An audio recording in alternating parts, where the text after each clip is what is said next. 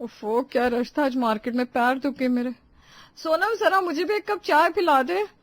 अरे नीलू, तू तो सब्जी लाने गई थी ना। ये इतने सारे बैग्स किस चीज के हैं? पूरी दुकान उठा लाई क्या? अरे भाभी, सब्जी तो कब की आ गई। ये देखिए, मैंने देखा सेल लगी थी मॉल में, सिल्क की साड़ी देखी तो खुद को रोक नहीं पाई। और ये देखिए, मैचिंग सैंडल्स भी ले लिया हम सबके लिए। पूरे 5,000 का बिल बना, पर चीज देखो आप, एकदम क्लासिक है ना। 5,000? नीलू, तुझे पता है 5,000 में पूरे महीने का राशन आ जाता है। क्या जरूरत है इतना खर्च करने की? हम मिडिल क्लास लोग हैं, हमें बजट देखकर चलना चाहिए। उफो भाभी, फिर शुरू हो गया आपका बजट का रोना। अरे इंसान कमाता किस लिए, और वैसे भी समाज में उठना बैठना है तो अच्छे कपड़े तो चाहिए ना। नीलू भाभी सही कह रही हैं राधा भाभी, जमाना बदल गया है। आजकल लोग शक्ल बाद में देखते, पहले ब्रांड और कपड़े देखते हैं। आपकी वो सिंपल लिविंग वाली फिलोसॉफी अब नहीं चलती। स्टेटस कपड़ों से नहीं, संस्कारों से बनता है सोना। और दिखावा करने से घर नहीं चलता। घर की जरूरतें पूरी नहीं हो रही, बच्चों की फीस बढ़ रही है, और तुम दोनों को शॉपिंग सूझ रही है।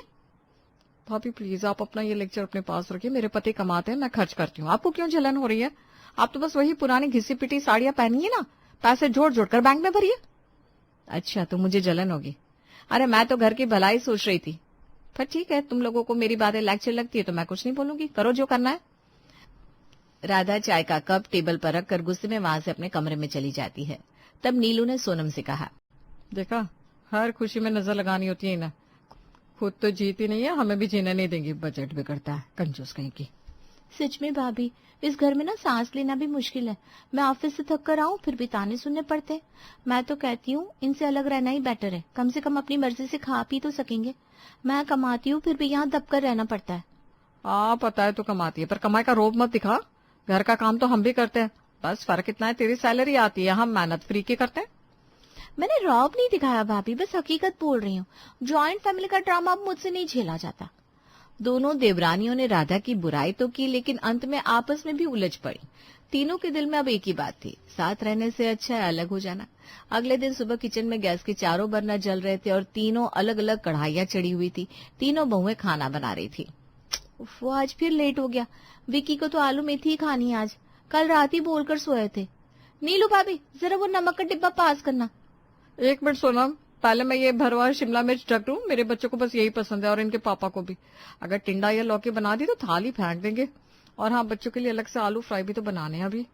तभी राधा जो आटा गूंथ रही थी वो आती है। गैस पर चढ़े 3-3 बर्तनों को देखकर सिर पकड़ लेती है। ये क्या तमाशा लगा रखा है तुम दोनों ने?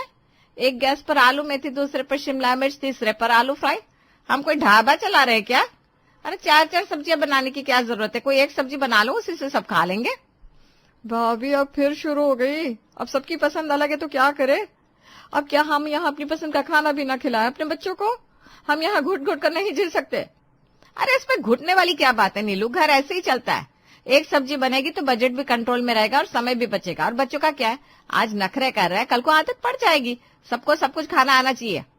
भाभी प्लीज, मैं कमाती हूँ तो कम से कम अपनी पसंद का खाना तो खा ही सकती हूँ ना। आप अपनी एक सब्जी वाली थ्योरी अपने पास रखिए। मुझे विकी के लिए आलू मेथी बनानी है और मैं बनाऊंगी। हद है, मैं दीवार से सिर फोड़ रही हूँ, गैस बर्बाद हो रही है, तेल मसाले उड़ रहे हैं, और तुम लोगों को लग रहा है ये फ्रीडम है? ठीक है, बनाओ, 4 क्या 10 सब्जियां बनाओ। राधा गुस्से में पैर पटकती हुई किचन से बाहर चली जाती है। ये तीनों अब साथ रहकर भी साथ नहीं थी। खाना बनाकर नीलू और सोनम ने खाना सबको सर्व कर दिया। फिर सोनम ऑफिस चली गई। रात के 8:30 बजे घर के सभी मर्द हॉल में बैठकर टीवी देख रहे थे। राधा और नीलू ने मिलकर रात का खाना बना लिया था। तभी सोनम ऑफिस से लौटी। वो बहुत थकी हुई लग रही थी। उसने अपना बैग सोफे पर पटका और पानी पीने लगी। आगे सोनम, खाना तैयार है, जा जल्दी से हाथ मुंह धो ले और डाइनिंग टेबल पर खाना लगा दे, हम रोटियां सेक रहे हैं। ये सुनते ही सोनम का सब्र का बांध टूट गया। दिन भर की थकान और ऑफिस का स्ट्रेस एक साथ बाहर आ गया। क्या खाना लगा दूं? भाभी मैं अभी ऑफिस से मर खप कर आ रही हूँ, आते ही मुझे काम बता दिया। आप और नीलू भाभी तो घर पर थी ना, तो टेबल नहीं लगा सकती थी? मतलब मैं बाहर भी खटू और घर आकर भी खटू? मैं इंसान हूँ या मशीन? अरे सोनम, चिल्ला क्यों रही है? हम भी सुबह से काम कर रहे हैं, खाना बनाया हमने। तू तो बस परोसने का काम करेगी, वो भी नहीं कर सकती। अगर मैं अकेली रहती ना तो ये नौबत ही नहीं आती। कम से कम अपनी मर्जी से खाती, अपनी मर्जी से सोती। यहाँ तो ये करो वो करो की लिस्ट कभी खत्म ही नहीं होती। सोनम, ये क्या बात हुई? अरे भाई, घर के काम मिलजुल कर ही होते हैं ना। सुन रहे हैं आप? मुझे नहीं रहना यहाँ। रोज रोज की किचकिच, रोज का कलेश। मेरी सैलरी भी इसी घर में खर्च हो जाती है और शांति भी नहीं मिलती। मुझे मेरा अलग घर चाहिए जहाँ मैं चैन से रह सकूं। सही कह रही है सोनम, मैं भी तंग आ गई हूँ। राधा भाभी की रोक टोक और कंजूसी से मेरा दम घुटता है। सुनिए जी, हमें भी अपना अलग देखना पड़ेगा। बच्चों को उनकी पसंद का खिलाने पर भी यहाँ ताने मिलते हैं भाई। अच्छा, तो मैं बुरी हो गई? तुम लोगों को जोड़कर रखने की कोशिश कर रही थी और तुम मुझे विलन बना रही हो। देख लीजिए मोहन जी, अब पानी सिर से ऊपर चला गया है। रोज रोज की बेइज्जती मुझसे नहीं सही जाती। अगर इन्हें अलग होना है तो हम भी अकेले खुश रहेंगे। तो तुम तीनों ने फैसला कर ही लिया है, ठीक है। रोज रोज की महाभारत से तो अच्छा है कि अलग ही हो जाओ। हाँ भैया, हम भी देख रहे हैं घर में शांति नहीं बची। अलग रहेंगे तो शायद प्यार बचा रहे। मैं कल ही प्रॉपर्टी डीलर से बात करता हूँ, हम शिफ्ट हो जाएंगे। ठीक है, तो तय रहा। कल से तीनों के चूल्हे अलग। और रही बात इस घर की, तो इसे ताला लगा देते हैं। बंटवारा बाद में आराम से कर लेंगे। सब अपना अपना किराए का मकान ढूंढ लो। उस रात डाइनिंग टेबल पर खाना तो लगा, लेकिन किसी ने एक शब्द नहीं बोला। परिवार टूट चुका था। एक हफ्ते में ही तीनों भाइयों ने अपने लिए अलग अलग फ्लैट खोज लिया और वहां शिफ्ट हो गए। अब वे लोग अलग रहते थे। 2 दिन बीत चुके थे। सुबह के 7:30 बजे मोहल्ले में म्यूनिसिपालिटी की गाड़ी आई। गली के दाई तरफ वाले पीले रंग के मकान का दरवाजा खुला। राधा हाथ में कचरे की बाल्टी लेकर बाहर निकली। आहा, कितनी शांति है यहाँ। ना किसी की चिक चिक, ना किच किच। अकेले रहने का सुकून ही अलग है। तभी ठीक सामने वाले 2 मंजिला के फर्स्ट फ्लोर की बालकनी का दरवाजा खुला। वहां नीलू अपनी फैंसी नाइट गाउन में कचरे का पैकेट लेकर खड़ी थी। वो नीचे कचरे वाली गाड़ी को आवाज देने ही वाली थी कि उसकी नजर सामने खड़ी राधा पर पड़ी। और उसी वक्त बगल वाले ग्राउंड फ्लोर के फ्लैट से सोनम, जो ऑफिस जाने की जल्दी में थी, कचरे का थैला लेकर दौड़ती हुई बाहर आई। भैया रुको, मेरा भी ले लो। जैसे ही कचरा डालने के लिए तीनों गाड़ी के पास पहुंची, राधा ने नीलू को देखा, नीलू ने सोनम को देखा और सोनम ने अपनी दोनों जिठानी को देखा। समय जैसे वहीं रुक गया। हे भगवान, ये क्या मनहूसियत है। मैंने इतना महंगा घर लिया और पड़ोसी मिली तो कौन? वही राधा भाभी। मतलब यहाँ भी बजट का लेक्चर सुनना पड़ेगा। ओ नो, ये दोनों यहाँ क्या कर रही है? मुझे लगा था मैं इनसे दूर आ गई हूँ। ये इत्तेफाक नहीं है, साजिश है भगवान की। अब अगर मैं ऑफिस लेट हुई तो फिर ताने मिलेंगे। लो आ गई आफत। सोचा था शांति से रहूंगी, पर ये दोनों यहाँ भी पीछा नहीं छोड़ रही। अब पूरे मोहल्ले में मेरी बुराई करेंगी। तीनों के बीच एक शब्द भी नहीं बोला गया। उन्होंने एक दूसरे को देखा जैसे वो अजनबी हो। तीनों ने कचरा डाला और फिर तीनों ने एक साथ मुंह फेरा और अपने अपने दरवाजे जोर से बंद कर लिए। किस्मत का खेल तो देखिए, वो तीनों शहर के अलग अलग कोने में जाने का सोच रही थी, लेकिन एक ही मोहल्ले में आ गई। अब वो एक ही गली की 3 अलग अलग छतों के नीचे थी। अगले दिन राधा आज मंदिर जाने के लिए निकली। उसने अपनी वही पुरानी हल्की नीले रंग की सूती साड़ी पहनी थी। उसे देखकर मिसेस शर्मा ने कहा, अरे आप ही वो नई किराएदार है ना, जो 4 नंबर वाले मकान में आई है? राधा नाम है क्या आपका? हाँ जी नमस्ते, मैं ही हूँ। मंदिर जा रही थी। अच्छा, बस एक बात को राधा जी, बुरा मत मानिएगा। हमारे इस मोहल्ले में ना औरतें शाम को पार्टी करती हैं, पार्क जाती हैं, हमेशा अच्छे से रहती हैं। अब मुझे देख लीजिए, मैंने जो साड़ी पहनी है वो पूरी सिल्क की है और आप ना बिल्कुल बाई जैसी लग रही है इस हुलिये में। अरे मोहल्ला बदला है, जरा अपना हुलिया भी तो बदलिए। जी, ये मेरी फेवरेट साड़ी है और काफी कंफर्टेबल भी है। कंफर्ट अपनी जगह, स्टेटस अपनी जगह। राधा जी, आपके पति की कमाई कम है क्या? वो आपको खर्चे के लिए पैसे नहीं देते? देखिए, अगर पैसों की दिक्कत हो तो बताइएगा, मैं हेल्प कर दूंगी। मिसेस शर्मा हंसते हुए अपने घर के अंदर चली गई, लेकिन राधा के दिल पर जैसे किसी ने हथौड़ा मार दिया हो। उसका चेहरा शर्म से लाल हो गया। उसे तुरंत नीलू की वो कड़वी बात याद आ गई, समाज में इज्जत कपड़ों से होती है भाभी। राधा घर लौटी। वो सीधे मोहन के पास गई और कहा, सुनिए, मुझे पैसे चाहिए, अभी के अभी। पैसे? अभी तो परसों दिए थे घर खर्च के लिए, क्या हुआ? सब ठीक तो है? कुछ ठीक नहीं है, मुझे शॉपिंग पर जाना है। मुझे नई साड़ियां चाहिए, वो भी अच्छी वाली, ब्रांडेड, और सैंडल भी चाहिए। अरे पर तुम तो कहती थी सादगी अच्छी है। नीलू को कितना लेक्चर देती थी तुम? हाँ देती थी, पर मैं गलत थी। नीलू सही कहती थी। इस दुनिया में सादगी की कोई कदर नहीं है। आज पड़ोसन ने मुझे बाई समझा। उसने मेरी बेइज्जती की। मुझे नहीं रहना ऐसे। मुझे भी अच्छे कपड़े पहनने, ताकि कोई उंगली ना उठा सके। लाइए पैसे। मोहन ने चुपचाप पर्स निकालकर राधा के हाथ में रख दिया। राधा पैसे मुट्ठी में भीज कर रोने लगी। उसे आज एहसास हुआ कि नीलू भी गलत नहीं थी। उधर कुछ दिन बाद शाम को नीलू के घर में एक अलग ही ड्रामा चल रहा था। नीलू डाइनिंग टेबल पर बैठी बिजली का बिल और किराने की लिस्ट जोड़ रही थी। कैलकुलेटर पर आंकड़े देखकर उसके पसीने छूट रहे थे। हे भगवान, अभी तो महीना आधा भी नहीं हुआ और अकाउंट खाली होने वाला है। जॉइंट फैमिली में पता ही नहीं चलता था राशन कब आया कब खत्म हुआ। राधा भाभी कैसे मैनेज करती थी इतने कम में? तभी बच्चे डाइनिंग टेबल पर आए। ये क्या मम्मी, बस पालक पनीर और कुछ नहीं? फ्राई आलू का है, रायता का है? हाँ मम्मी, मुझे पालक नहीं खानी, मुझे वो वाली पनीर चाहिए जो रेड ग्रेवी में होती है। ये हरी वाली अच्छी नहीं लग रही, मैं ना खाऊंगी, पिज्जा मंगा दो। चुप, एकदम चुप, कोई पिज्जा नहीं आएगा, जो बनाए चुपचाप खा लो। अरे नीलू क्यों डांट रही है बच्चों को? बना देती ना कुछ और। तुम्हें तो शौक था ना अलग घर में हम रोज दावत करेंगे, अब क्या हुआ, एक ही सब्जी। राधा भाभी कहती थी तो तुम चिढ़ती थी, 4 क्यों नहीं बनाने देती, अब तुम क्या कर रही हो?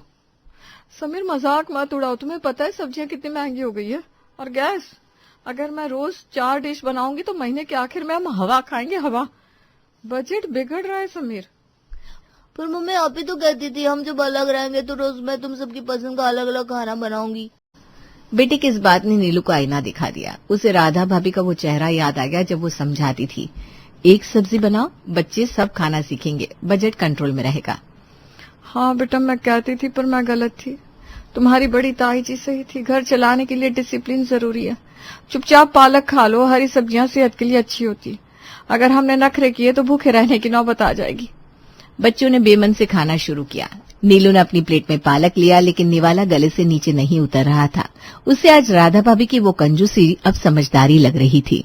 चलिए अब जरा सोनम का हाल भी जान लेते हैं। सुबह के 8:30 बज रहे थे। सोनम के नए फ्लैट में ऐसा लग रहा था जैसे कोई तूफान आया हो। सोफे पर कपड़े बिखरे थे, डाइनिंग टेबल पर जूठे कप रखे थे और किचन से जलने की हल्की बास आ रही थी। विकी, टिल्लू के जूते कहाँ हैं? स्कूल बस आने वाली है, और तुमने मेरा टिफिन पैक किया कि नहीं? अरे यार सोनम, मेरी ब्लू शर्ट प्रेस नहीं है क्या? मुझे आज प्रेजेंटेशन देनी है और टिफिन वो बना नहीं है क्या अभी तक? क्या खाऊंगा? तो मैं क्या करूं? मैं ऑफिस के लिए लेट हो रही हूँ, टिल्लू रो रहा है क्योंकि उसका होमवर्क नहीं हुआ। तुम थोड़ी हेल्प नहीं कर सकते? अरे मुझे खुद लेट हो रहा है। पुराने घर में तो कभी ये दिक्कत होती नहीं थी। मेरी शर्ट हमेशा प्रेस मिलती थी, नाश्ता टेबल पर रहता था, नीलू भाभी बच्चों को देख लेती थी, राधा भाभी किचन संभाल लेती थी, तुम तो बस तैयार होकर निकल जाती थी। विक्की की इस बात ने सोनम को जोरदार झटका दिया। उसकी आंखों के सामने पुराना घर घूम गया। राधा भाभी सुबह सुबह चाय दे रही है, नीलू भाभी टिल्लू को मोजे पहना रही है और सोनम आराम से बैठकर न्यूज़पेपर पढ़ रही है। हाँ विकी, तुम सही कह रहे हो। मुझे लगता था मैं सुपर वुमन हूँ, घर और ऑफिस दोनों मैनेज कर लूंगी, पर सच तो ये कि मेरा आधा बोझ उन दोनों ने उठा रखा था। मैं तो बस अपनी सैलरी पर इतरा रही थी। सोनम की आंखों से आंसू निकल आए। आजादी मिल गई थी, लेकिन सुकून छिन गया था। उसने जल्दी जल्दी ब्रेड पर जैम लगाया और टिल्लू के हाथ में थमाया। आज उसका टिफिन खाली था और दिल भरा हुआ था। वो ऑफिस चली गई। इसी तरह तीनों बहुओं को एहसास था कि साथ रहने के कितने फायदे थे। अगले दिन सुबह के 10 बजे सब्जी वाले ने आवाज लगाई, आलू ले लो, ताजी मेथी ले लो, लौकी ले लो। सबसे पहले नीलू बाहर आई। उसके हाथ में एक छोटी थैली थी। उसके पीछे राधा निकली, जिसने आज एक थोड़ी अच्छी साड़ी पहन रखी थी, और दौड़ती भागती सोनम भी आ गई, जो आज वर्क फ्रॉम होम कर रही थी। अरे मैडम जी, आज तो तीनों देवियां एक साथ, क्या तो बताइए। भैया 1 किलो लौकी दे दो और आधा किलो पालक। राधा और सोनम ने हैरान होकर नीलू को देखा। नीलू, जो कभी आलू पनीर के नीचे बात ही नहीं करती थी, आज लौकी खरीद रही थी। लौकी? नीलू, तबीयत तो ठीक है ना? बच्चे खा लेंगे? खाना पड़ेगा भाभी, बजट भी तो देखना है। आप सही कहती थी, हरी सब्जियां जरूरी है। बच्चे नखरे कर रहे थे पर अब लाइन पर आ रहे हैं। राधा भाभी, आप ये नई साड़ी बड़ी जच रही है आप पर। हाँ, वो वैसे शर्मा ने टोक दिया था उस दिन। मुझे समझ में आया तुम लोग गलत नहीं थे। थोड़ा बहुत रहन सहन तो बदलना ही पड़ता है जमाने के साथ। और मैं तो आज YouTube देखकर दाल बनाई हूँ। पता चला खाना बनाना कोई बच्चों का खेल नहीं है। भाभी, मुझे आप दोनों की बहुत याद आती है सुबह सुबह। इसी बात पर तीनों जोर से हंस पड़ी। वो हंसी जो बहुत दिनों से कहीं खो गई थी। सब्जी खरीदने के बाद कोई अपने घर नहीं गया। तीनों राधा के आंगन में ही चेयर डालकर बैठ गईं। राधा ने अदरक वाली चाय बनाई। भाप उड़ती चाय की प्यालियों के साथ तीनों देवरानी जेठानी गप्पे मारने लगी।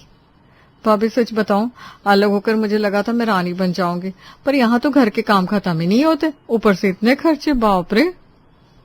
हाँ ना, और मुझे लगता था मैं ही घर चला रही हूँ, पर रौनक तो तुम दोनों से थी। तुम्हारे फैशन और सोनम की मॉडर्न बातों से घर जिंदा लगता था।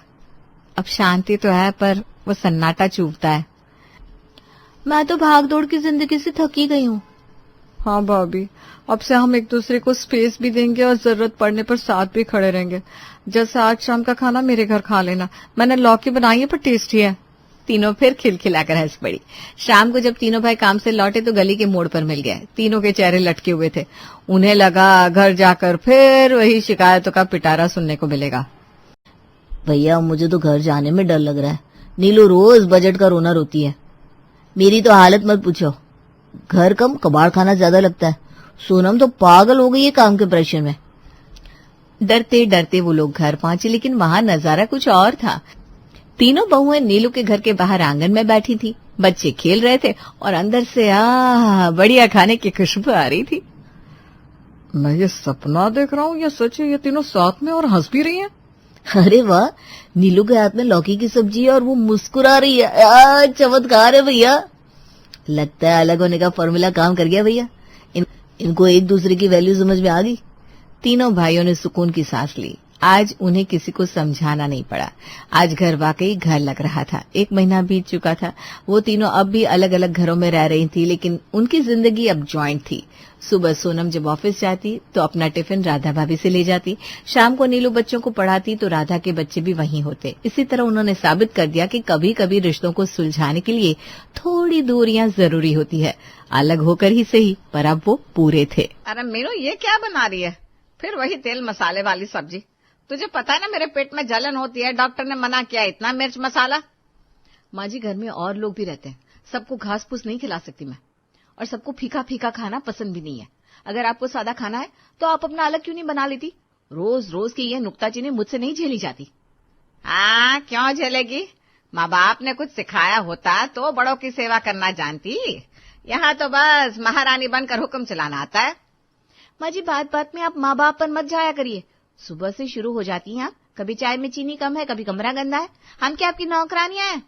नौकरानी होती ना तो कम से कम डर तो होता। तुम तो सर पर चढ़कर नाचती हो। मेरे पति ने इस घर की एक एक ईंट जोड़ी थी और आज मुझे ही 2 रोटी के लिए तुम लोगों के नखरे सहने पड़ रहे। अरे धिक्कार है ऐसे बेटों पर जिन्होंने ऐसी कलमुइयां घर में भर ली। कलमुही किसको बोला आपने? जरा जुबान संभाल कर बात करिए। हम सारा दिन खटते हैं और आप बस बैठे बैठे बुराई करती रहती है। कल पड़ोस वाली मिश्रा जी की बहू बता रही थी कि आप गली में खड़ी होकर हमारी बुराई कर रही थी। क्या मिलता है आपको ये सब करके? अरे झूठ बोलती है वो। तुझे अपनी सास पर नहीं, मोहल्ले की आग लगाऊं औरतों पर ज्यादा भरोसा है। ठीक कह रही हैं आप माँ जी, ये औरतें आग लगाती है तो ठीक है, आज से आपका बाहर निकलना और औरतों के साथ बैठना बंद। ये बड़ी मुझे हुक्म देने वाली। मैं मालकिन हूँ इस घर की, ज्यादा जुबान चलाई ना तो निकाल कर घर से बाहर कर दूंगी। आई समझ? हाँ तो फिर मान क्यों नहीं लेती? आप बुराई करती घूमती है हमारी। हाँ, मैं गई थी उसके यहाँ, और अगर कुछ कहा भी तो क्या गलत कहा? क्या तुम मेरी सेवा करती हो? 1 कप चाय मांग लो तो 10 बातें सुनाती हो। तभी बड़ा बेटा आकाश बाहर आता है। शोर सुनकर उसका पारा चढ़ जाता है। क्या है ये रोज रोज का ड्रामा? माँ, आप क्यों सुबह सुबह कलेश शुरू कर देती हो?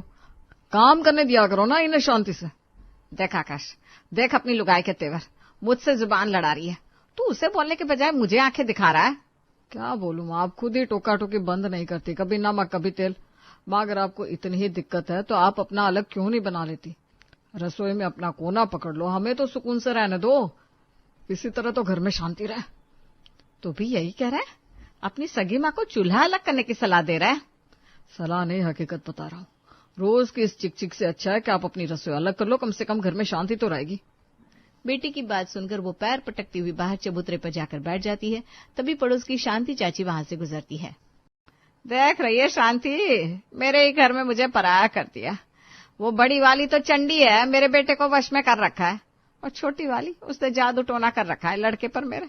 बस श्रृंगार कर लो, काम के नाम पर उसे सांप सूंघ जाता है। अरे सावित्री, क्या कहे, आज के जमाने में बहू ऐसी तो होती है।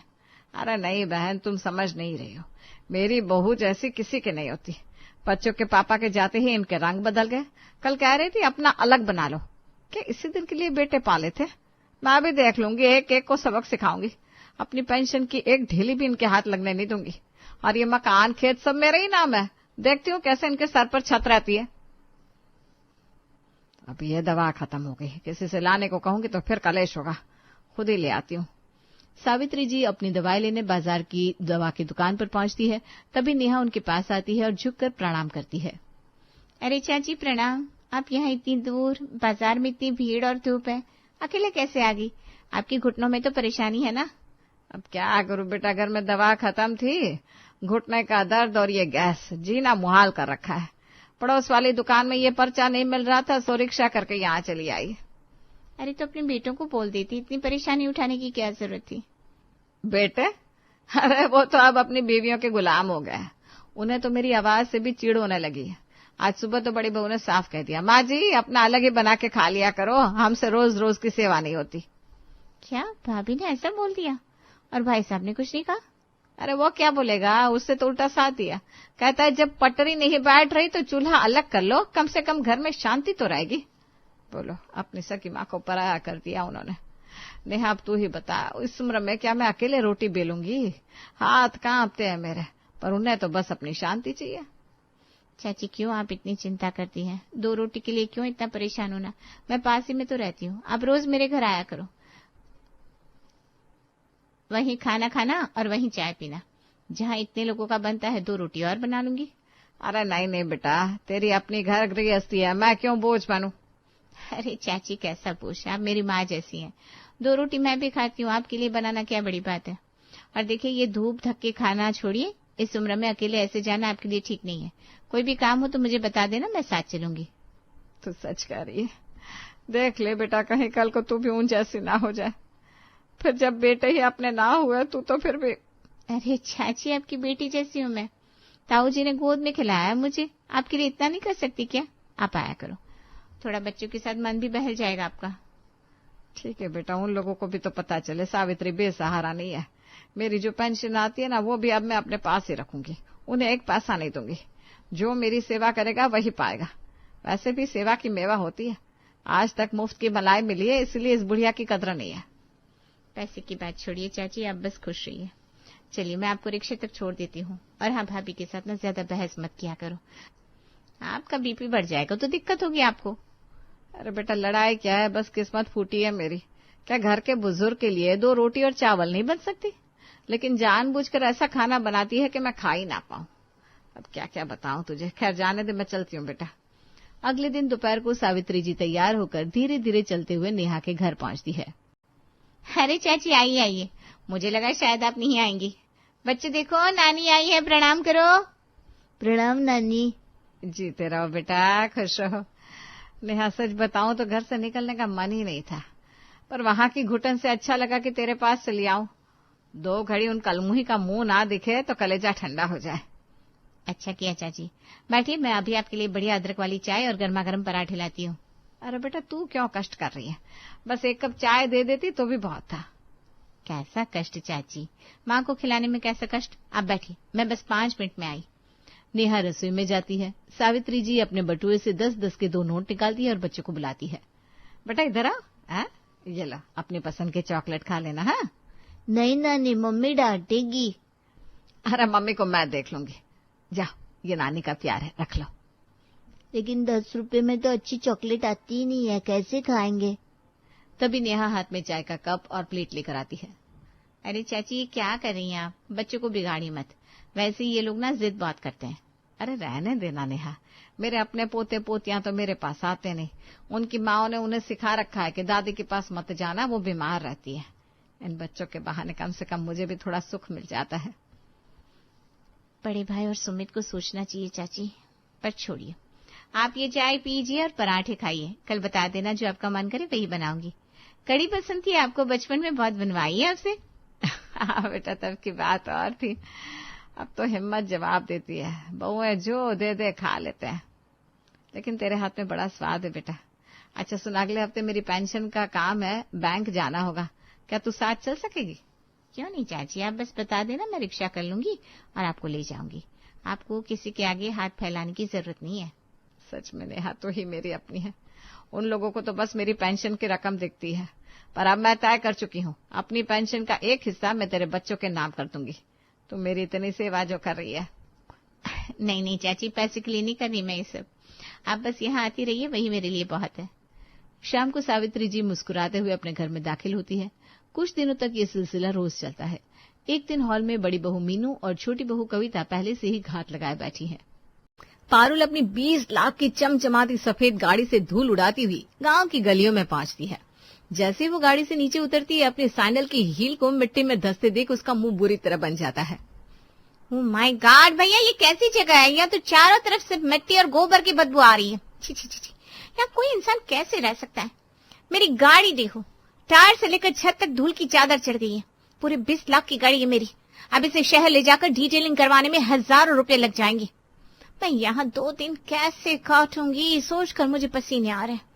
मेरी तो पूरी वाइब ही खराब हो गई यहाँ कर। पारुल बड़बड़ाते हुए अपने भारी सूटकेस को घसीटकर घर की दहलीज पार करने वाली थी कि तभी उसकी चाची घर के बाहर एक पुराने झाड़ू से जोर जोर से धूल उड़ाकर सफाई करना शुरू कर देती है, जिसे देखकर अरे ये क्या बदतमीजी है चाची, आपको दिखाई नहीं देता कि कोई सामने खड़ा है? हद होती है इन लोगों की, कोई सेंस नाम की चीज है यानी इस गांव में। कितना ज्यादा गंदा कर दिया मेरी साड़ी को। अभी तो मैं घर के अंदर भी नहीं घुसी हूँ और मेरा ये हाल कर दिया। हे भगवान, आगे के दिन मेरे इस नरक जैसे घर में कैसे कटेंगे? यहाँ तो सांस लेना भी मुश्किल है, हर जगह धूल और सिर्फ धूल। मेरी तो स्किन का पीएच बैलेंस ही बिगड़ जाएगा यहाँ रहकर। पारुल गुस्से में अपनी सैंडल पटकती हुई घर के अंदर की तरफ बढ़ती है, जहां उसकी भाभी निशा एक बड़ी सी पीतल की आरती की थाली सजाकर सिर पर पल्लू रखे खड़ी होती है। निशा जैसे ही आरती उतारने के लिए थाली घुमाती है, वैसे ही पारुल हाथ से धुआं हटाते हुए कहती है, अरे भाभी बस कीजिए प्लीज। ये बाहर की धूल मिट्टी कम थी जो अब आप मुझे इस दिए के धुएं से पोल्यूशन का शिकार बनाना चाहती है। भैया देखे ना अपनी पत्नी को, इन्हें समझाइए ना। ये सब बहुत ओल्ड फैशन और पिछड़ा तरीका है। आजकल के जमाने में ये सब आरती वारती की नौटंकी कौन करता है भला? मैं थक गई हूँ और आप लोग मेरा दम घोंट रहे हैं। अरे पारुल शांत हो जाइए, कैसी बातें कर रही है तू? एक तो हम सब तुझे इतना याद कर रहे थे, इतने सालों बाद तू अपने पुराने घर अपने गांव आई है और आते ही तूने शिकायतों का पिटारा खोल दिया। देख तेरी भाभी ने तेरे स्वागत के लिए सुबह से कितनी तैयारी की है, थोड़ा तो मुस्कुराते हैं, कम से कम हमारे लिए ही सही। वो सब छोड़ो भैया, मुस्कुराहट कहाँ से आएगी? अब खुद अपनी आंखों से देखिए ना, इस घटिया सी जगह पर आने की वजह से मेरी इतनी कीमती गाड़ी कितनी गंदी हो गई है। और इन चाचा चाची को देखिए, इन्हें कोई तमीज ही नहीं है क्या? वो झाड़ू ऐसे लगा रहे जैसे कोई क्रिकेट का मैदान साफ कर रहे हो। मेरी साड़ी खराब कर दी। आपको पता भी है ये साड़ी मैंने किस डिजाइनर से ली थी और इसकी कीमत क्या है? निशा आरती की थाली पकड़े खड़ी खड़ी ये सब सुन रही थी। उसे पता था कि ननद शहर की हवा खाकर आई है तो थोड़े नखरे करेगी, पर इतने ज्यादा घटिया शब्द सुनकर उसका पारा चढ़ जाता है। निशा अब चुप नहीं रह पाती। बस पारुल, बहुत बोलिया तुमने। हम लोग गांव में रहते हैं, मिट्टी में काम करते हैं, तो इसका मतलब ये नहीं कि तुम हमें गवार समझो और कुछ भी बोलती रहो। माना कि तुम शहर से आई हो और बहुत रईस बन गई हो, पर तमीज तो शहर में भी सिखाई जाती होगी ना। और रही बात तुम्हारी गाड़ी की, तो ये गांव है, यहाँ सड़कें शीशे की नहीं होती। तुम क्या चाहती हो, तुम्हारी गाड़ी घर की दीवार तोड़कर सीधा तुम्हारे बेडरूम के अंदर लैंड करवा दी जाए? अरे थोड़ा तो सब्र रखो और अपने से बात करना सीखो। निशा, ये क्या बोल रही हो तुम? मेरी एक ही बहन है, इतने सालों बाद आई है और तुम उसे आते ही खरी खोटी सुना रही हो, कुछ तो लिहाज करो। शुभम जी, आपकी बहन आई है तो मैं भी उन्हें प्रिंसेस ट्रीटमेंट देने की ही कोशिश कर रही हूँ। देखिए, मैंने पूरे घर के कोने कोने से सफाई की है, उनके लिए 36 तरह के पकवान बनाए है, सुबह से रसोई में खड़ी हूँ और आरती की थाली लेकर किसी फिल्म में हीरोइन की तरह इनके स्वागत में खड़ी हूँ। पर पारुल है कि इसे हमारे मेहनत और हमारे जज्बातों की कोई वैल्यू ही नहीं है। अपमान सहना मेरी फितरत नहीं है। पारुल के पास निशा की खरी खरी बातों का कोई जवाब नहीं होता। वो पैर पटकती हुई चिढ़कर अपने कमरे में चली जाती है। थोड़ी देर बाद वो अपने चेहरे पर ढेर सारा क्रीम पाउडर पोत कर एक नई महंगी साड़ी बदल कर खाने के टेबल पर आकर बैठती है। अरे वाह, अब लग रही है ना मेरी बहन एकदम क्वीन। पारुल देख, तेरी भाभी ने तेरी पसंद का कितना कुछ बनाया है। अगर कुछ और खाने का मन हो तो बता दे, निशा तुरंत रसोई में जाकर ताजा बना देगी। बस तू खुश रह बहना। हाँ भैया, भाभी ने बहुत मेहनत की है। ये तो आपकी बाहर निकली हुई तोंत और भाभी की बढ़ते वजन को देखकर ही पता चल रहा है। भैया, आप लोग शहर क्यों नहीं आते? कुछ हेल्दी और ऑर्गेनिक खाना नहीं खा सकते क्या, जिससे आपकी हेल्थ ठीक रहे और आप लोग थोड़े प्रेजेंटेबल लगे? इस उम्र में इतना तेल और घी खाना मतलब मौत को दावत देना है। मेरी प्यारी ननद जी, तुम अभी भी सुबह वाली बात का गुस्सा लेकर बैठी हो क्या? चलो अब सब भूल जाओ और देखो मैंने तुम्हारे लिए क्या क्या बनाया है। ये देखो, गांव की एकदम ताजी गाढ़ी देसी मलाई है और ये गर्मा गर्म आलू गोभी के पराठे। बचपन में तो तुम 4-4 पराठे एक साथ खा जाती थी, याद है ना? पारुल उन पराठों को ऐसे घूरती है जैसे उनमें से कोई कीड़ा निकलने वाला हो। वो अपनी नाक सिकोड़ती है और भाभी की तरफ देखकर बड़े नखरे से जवाब देती है। ओह माय गॉड भाभी, सीरियसली इसमें कितना ज्यादा ऑयल और घी टपक रहा है। क्या इस घर में एवोकाडो या चिया सीड्स नहीं है? क्या आप लोग किनोआ नहीं खाते? मैं ये तेल से लथपथ पराठे नहीं खा सकती, मेरा कोलेस्ट्रॉल बढ़ जाएगा, मेरी स्किन खराब हो जाएगी और मेरी फिटनेस का तो सत्यानाश हो जाएगा। मुझे अपनी बॉडी का बहुत ख्याल रखना पड़ता है, आपकी तरह नहीं कुछ भी खा लिया। पारुल, ये एवोकाडो फेवोकाडो जो तुम बोल रही हो ना, ये सब नाम हमने पहली बार सुने हैं। यहाँ गांव में ये सब नहीं उगता, यहाँ शुद्ध देसी घी मिलता है। तुम एक बार ये पराठे खा कर तो देखो, मेरी गारंटी है तुम शहर के उन महंगे होटलों का स्वाद भूल जाओगी। एकदम घर का और साफ खाना है। हाँ भाभी, आप तो यही चाहेंगी ना भैया की तरह मेरी भी तोड़ निकल आए, मैं भी आपकी तरह आंटी टाइप और बदसूरत लगूं। मुझे पता है आप मुझसे जलती हैं, कोई बात नहीं। अगर आपके पास वो सब मॉडर्न चीजें नहीं है तो कम से कम मुझे कोई स्मूदी बना दीजिए या फिर कोई प्रोटीन शेक दे दीजिए जो हेल्दी हो। शुभम और निशा एक दूसरे का मुंह ताकने लगते हैं कि अब ये स्मूदी कहाँ से लाए। निशा फिर भी अपना गुस्सा दबाकर बड़े प्यार से बोलती है, कोई बात नहीं पारू, तुम परेशान मत हो। अगर तुम्हें पराठे भारी लग रहे हैं ना तो तुम बस 1 कप कड़क चाय पी लो। तुम्हें पता है पूरे गांव में मेरे हाथ की चाय सबसे मशहूर है। चाय? नहीं भाभी, मैं वो दूध वाली चाय बिल्कुल नहीं पी सकती, वो भी इन मोटी मोटी गाय और भैंसों के दूध की। यहाँ के दूध में बहुत ज्यादा फैट होता है। अगर आप मेरे लिए सच में कुछ कर सकती है तो बस एक ब्लैक कॉफी बना दीजिए। और सुनिए भाभी, कॉफी विदाउट शुगर होनी चाहिए और पानी एकदम फिल्टर्ड होना चाहिए। निशा को बहुत गुस्सा आता है कि सुबह से रसोई में खड़ी होकर इतनी मेहनत की और इस लड़की ने चखा तक नहीं, पर वो फिर भी ब्लैक कॉफी बना कर ले आती है। तभी अचानक पारुल के कमरे से एक डरावनी चीख सुनाई देती है। क्या हुआ पारुल, तू चिल्लाई क्यों? कहीं कुछ काट तो नहीं लिया किसी ने? सब ठीक तो है? भाभी देखिए उस दीवार पर उस कमरे में इतनी बड़ी छिपकली है। Oh God! मुझे छिपकली से बहुत ज्यादा फोबिया है। अब लोग क्या सफाई का बिल्कुल ध्यान नहीं रखते क्या? कैसे रह लेते हो आप लोग इन जानवरों के बीच में? मुझसे तो यहाँ एक पल भी सुरक्षित महसूस नहीं हो रहा है। अरे पारुल, तू भी ना डरा दिया। गांव का पुराना घर है, खेतों के पास है, यहाँ तो हर घर में छिपकली, मक्खी और कभी कभी मेंढक भी आ जाते हैं। इस पर डरने वाली कोई बड़ी बात नहीं है, वो तुझे कुछ नहीं करेगी, तू बस आराम कर। पता नहीं मुझे यहाँ और क्या क्या भयानक चीजें देखनी पड़ेगी। अच्छा सुनिए भाभी, अब मेरा मूड बहुत खराब हो गया है, मैं नहाने जा रही हूँ। अब जरा मेरे बैग से मेरे डिजाइनर कपड़े निकाल दीजिए और उन्हें बैग पर रख दीजिएगा। पारुल बाथरूम में जाती है और बाल्टी में रखे पानी को उंगली से छूते ही फिर से पूरे घर को सिर पर उठा लेती है। अब ये नया क्या ड्रामा है भाभी? ये पानी इतना हार्ड क्यों लग रहा है? छूने से पता चल रहा है कि इसमें बहुत ज्यादा मिनरल्स और गंदगी है। ये पानी बहुत अजीब और चिपचिपा है। पानी में क्या कमी हो सकती है पारुल, ये सुबह का ताजा पानी है। हमने कुएं से सीधा पाइप का कनेक्शन लिया हुआ है। पूरे गांव में सिर्फ 4 घरों के पास ही ऐसा मीठा पानी आता है। तू नहा कर देख, थकान मिट जाएगी।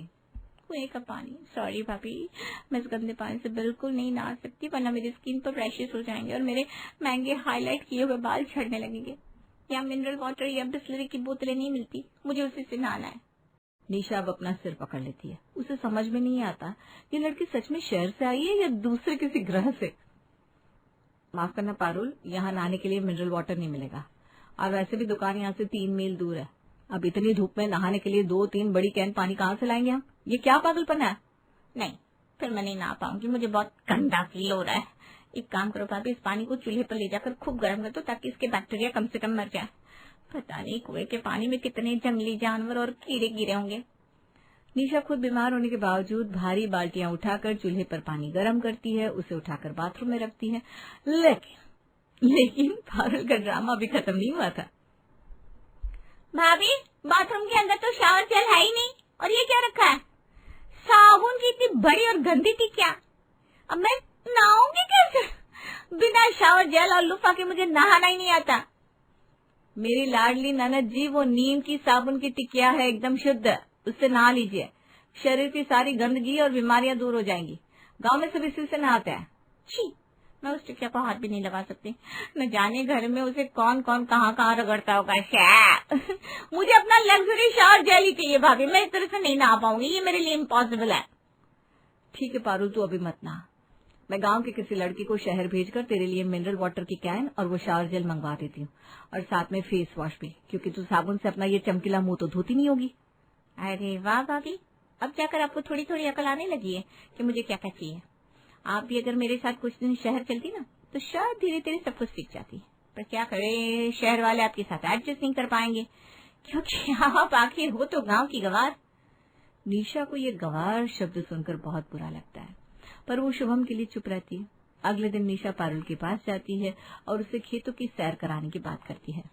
पारुल, चलो आज तुम्हें अपने लहलहाते हुए सरसों के खेत दिखा कर लाती हूँ। शाम का समय है, बहुत सुंदर नजारा होगा और हवा भी ताजी मिलेगी।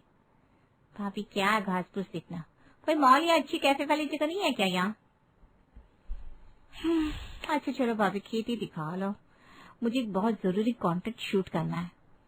कंटेंट? क्या तुम खेतों में बाथरूम जाओगी? अरे अब तो हर घर में बढ़िया शौचालय बन गया है पारुल, बाहर जाने की जरूरत नहीं है। और गॉड भाभी, अब कितनी पिछड़ी हो, मुझे खेतों में जाकर रील्स बनानी है ताकि मेरे फॉलोअर्स को लगे कि मैं कितनी डाउन टू अर्थ हूँ। अब मेरे साथ चल रही हो तो मेरे एंगल समझ लेना और मेरी अच्छी अच्छी फोटो भी खींच देना। निशा भारी मन से खेतों में जाती है। पारुल रील बनाने के लिए फोन निकालती है, पर तभी वो देखती है कि फोन की सिग्नल तो गायब है। भाभी ये क्या मजाक है, इतनी दूर इस कीचड़ और मिट्टी में पैदल चलकर आई, मेरी सैंडल खराब हो गई, ये गंदी हवा मेरे फेफड़ों में भर गई है, और यहाँ कर पता चला नेटवर्क ही नहीं है। अब मैं रील कैसे डालूंगी? ओह गॉड, ये कैसा गाँव है? पारुल, इसमें इतना परेशान होने वाली क्या बात है? कभी कभी मोबाइल छोड़कर सामने की हरियाली और इस सुकून भरे मौसम का आनंद भी तो लो, आंखें साफ हो जाएगी तेरी। भाभी प्लीज अपनी ये ओल्ड फैशन और ज्ञान वाली बातें बंद करो। जब तक मैं फोटो नहीं डालूंगी तब तक किसी को कैसे पता चलेगा कि मैं विलेज लाइफ एंजॉय कर रही हूँ? खैर आपको क्या पता सोशल मीडिया क्या होता है। मुझे अब और नहीं घूमना, घर चलो। इस तरफ पारुल गुस्से में पैर पटकती हुई घर आती है, पर घर पर भी नेटवर्क नहीं था। वो खाट पर मुंह फुलाकर बैठी थी कि तभी शुभम काम से वापस आता है और अपनी बहन को ऐसे उदास देखकर कहता है, और बता छोटी, कैसा रहा खेतों का चक्कर? मजा आया ना? गाँव की ताजी हवा कैसी लगी? भैया यहाँ 5G क्यों नहीं आता? मेरा 3.5 लाख का फोन डिब्बा बन गया है। मेरी विलेज स्टोरी और वो खेतों वाली फोटो कैसे पोस्ट होगी? आप कम से कम घर में हाई स्पीड वाईफाई तो लगवा लेते। अरे छोटी, गांव के अंदर ये सब सुविधा अभी कहाँ पहुंची है, और यहाँ वाईफाई वाला तार बिछाने भी नहीं आता। थोड़ा एडजस्ट कर ले बहन, बस कुछ दिन की बात है। भैया जब से आई हूँ तब से एडजस्ट ही कर रही हूँ, ना खाना ढंग का मिल रहा है, ना नहाने की सुविधा है, और अब ये फोन भी बेकार हो गया। अगले दिन सुबह पारुल फिर से निशा को जगाती है और कहती है, भाभी आज फिर गांव घूमने जाना है। नेटवर्क नहीं है तो क्या हुआ, मैं फोटो खींच लूंगी और शहर जाकर पोस्ट कर दूंगी, पर आज मैं सैंडल नहीं पहनने वाली। आज मेरा एस्थेटिक फोटो के लिए नंगे पैर घूमने का मन है। ननद की बात सुनकर भाभी हैरान हो जाती है, पर कुछ नहीं बोलती, चुपचाप उसके साथ जाने के लिए तैयार हो जाती है। अब दोनों पैदल निकलती है। पारुल अपनी साड़ी लहराते हुए चल रही थी कि अचानक उसका पैर एक ताजे गीले गोबर के ढेर पर पड़ता है। छी, ओ शिट, ये क्या है? क्या इन गायों और भैंसों को कोई सिविक सेंस नहीं है? कहीं भी सड़क के बीच में गोबर कर देती है। मेरा पूरा पैर गंदा हो गया, मेरी स्किन इन्फेक्टेड हो जाएगी। मैंने बोला था पारुल, चप्पल पहन लो। चलो घबरा मत, पास में मेरी एक पड़ोसन का घर है, वहीं नल पर ले जाकर तेरा पैर साफ करवा देती हूँ। निशा उसे पड़ोसन के घर ले जाती है, जो पारुल को देखकर हैरान रह जाती है। अरे ये तो पारुल है, कितनी बड़ी हो गई है, कितनी सुंदर भी, बिल्कुल शहर की मैम साहब लग रही है। पारुल याद है तुझे? पहले तो तू छोटी सी फटी कच्छा पहनकर यहाँ गलियों में कंचे खिला करती थी और पूरे मुंह पर धूल लपेटे रहती थी। बस आंटी, अब मैं बच्ची नहीं हूँ और वो सब मेरी याददाश्त में भी नहीं है। आप कुछ भी फालतू मत बोलिए, बस मेरा पैर साफ करने दीजिए। ये सुनकर पड़ोसन काफी हैरान हो जाती है, पर वो कुछ नहीं कहती और उसका पैर धुलवा देती है। अब शाम को निशा रसोई में खुद से बड़बड़ाते हुए कहती है, आज तो पारुल के लिए उसकी पुरानी पसंद की बाजरे की खिचड़ी और गुड़ बनाया है। अब तो वो नखरे नहीं करेगी, आखिर बचपन में तो यही मांग मांग कर खाती थी। जैसे ही पारुल थाली में बाजरे की खिचड़ी देखती है तो वो फिर से भड़क जाती है और थाली सरका देती है। ये क्या है भाभी? खिचड़ी? ये बीमारों वाला खाना कौन खाएगा इस घर में? अरे पारुल, सुबह ही तुमने कहा था ना कुछ हल्का बना देना, तो मैंने सोचा खिचड़ी से हल्का क्या होगा। भाभी मुझे लगा आपने एवोकाडो खिचड़ी या मशरूम ओट्स बनाया होगा, आपने ये काले काले बाजरे बना दिए। सॉरी, मैं नहीं खा सकती, ये तो शहर में कबूतर और कौवे खाते हैं, मैं नहीं। पारुल, अपनी हद में रह, ये अन्न है, इसका अपमान मत कर। जो बना है वही खाना होगा, वरना भूखी सो जा। भाभी मैं भूखी रह लूंगी, पर अपनी डाइट और स्टेटस से समझौता नहीं कर सकती, बस बात खत्म। इतना बोलकर अब पारुल गुस्से में कमरे में चली जाती है। ये देखकर दोनों पति पत्नी हैरान हो जाते हैं, जिसके बाद वो दोनों मिलकर प्लान बनाते हैं और अगले सुबह नाश्ते के समय निशा पारुल के सामने सिर्फ उबला हुआ सलाद और ब्लैक कॉफी रख देती है, जिसे देखकर, अरे वाह भाभी, अब लग रहा है आपको मेरी पसंद समझ में आ गई। पर आप लोग क्या खा रहे हो? बड़ी अच्छी खुशबू आ रही है। उसकी बात सुनकर अब निशा रसोई से ताजे कड़क लाल लाल मूली और गोभी के पराठे, आम का खट्टा अचार, मक्खन और दही की लस्सी लेकर आती है। पारुल, तू अपना ये हेल्दी घास फूस खा, हम तो ये देसी पराठे खाएंगे। सर्दियों की सुबह में इनका स्वाद ही कुछ और है। वैसे भी तेरी भाभी और मैं पहले ही अनफिट है, तो हमें तो कोई फर्क नहीं पड़ता। तू अपनी फिटनेस का ख्याल रख। निशा और शुभम दोनों ही स्वाद लेकर खाने लगते हैं और पारुल उन्हें स्वाद लेकर खाते हुए देखती है तो अचार की खुशबू से उसके पेट में मरोड़ उठने लगती है। थोड़ी देर बाद जब निशा और शुभम बाहर जाते हैं तो पारुल दबे पांव रसोई में घुसती है कि शायद कोई पराठा बच गया हो, पर वहां तो सारे बर्तन चमचमा रहे थे, एक टुकड़ा भी नहीं बचा था। बताओ, भाभी ने तो कुछ रखा ही नहीं। अरे दिखावे में मैंने क्या कह दिया कि मैं हेल्थ कॉन्शियस हूँ, तो इसका मतलब ये थोड़ी ना है कि वो मुझे सच में उबली हुई सब्जियां देंगी। बताओ, इन कमबख्त लोगों ने कुछ नहीं छोड़ा मेरे लिए। इस तरह पारुल अब मुंह बनाते हुए अपने कमरे में चली जाती है। देखते देखते शाम हो जाती है और शाम को पूरा परिवार और पड़ोसन बरामदे में बैठकर मलाई वाली ठंडी लस्सी के गिलास गटक रहे थे। पारुल का भूख से बुरा हाल था। वो आती है। क्या बात है, बड़ी हंसी ठिठोली चल रही है। ये क्या पी रहे हैं आप लोग? बड़ा डिलीशियस लग रहा है। ओ पारुल, तुम्हारी कड़वी ब्लैक कॉफी ठंडी हो रही है, वो ले लो ना। हम तो ये गांव की शुद्ध मलाई वाली मीठी लस्सी पी रहे हैं, तू नहीं पी पाएगी, इसमें ना बहुत कैलोरी होती है। हाँ पारुल, ऐसी मलाईदार लस्सी तो तूने शहर की 5 स्टार होटल में भी नहीं पी होगी। पारुल की भूख और लालच अब बर्दाश्त से बाहर हो जाता है, पर वो कुछ नहीं बोलती। अगली सुबह जब निशा रसोई में फिर से पराठे सेक रही थी तो पारुल रोनी सूरत लेकर वहां पहुंचती है। क्या बना रही है भाभी? बहुत ज्यादा भूख लगी है, रात भर नींद ही नहीं आई भूख से। पारुल, मैं और शुभम तो आलू पनीर के पराठे खाएंगे, पर तू फिक्र मत कर, तेरा बिना स्वाद वाला सलाद और काली कॉफी तैयार है। पारुल अब खुद पर काबू नहीं रख पाती और चिल्लाते हुए कहती है, अरे बस बहुत हुआ भाभी, अब मैं ये और हेल्दी होने का झूठा दिखावा नहीं कर सकती। मुझे भी वही आलू पनीर के पराठे खाने हैं, वो भी ढेर सारा मक्खन और अचार के साथ, और साथ में वही लस्सी का बड़ा ग्लास भी चाहिए। मुझे कोई डाइट नहीं करनी, मुझे बस ये खाना खाना है। पायल की बात सुनकर शुभम भी किचन में आता है। शुभम और निशा एक दूसरे को देखकर जोर जोर से ठहाके लगाकर हंसने लगते हैं। अरे मेरी प्यारी ननद, चिंता मत कर, तेरे लिए पराठे तैयार रखे। हमें पता था तू ज्यादा दिन ये सलाद का नाटक नहीं कर पाएगी। तेरे पति ने हमें पहले ही बता दिया था कि तू घर में सब कुछ चट कर जाती है, बस यहाँ तू अपनी अमीरी का झूठा दिखावा करेगी। पारुल शर्म के मारे पानी पानी हो जाती है और फिर पूरे परिवार के साथ जमीन पर बैठकर मजे से देसी खाने का मजा लेती है।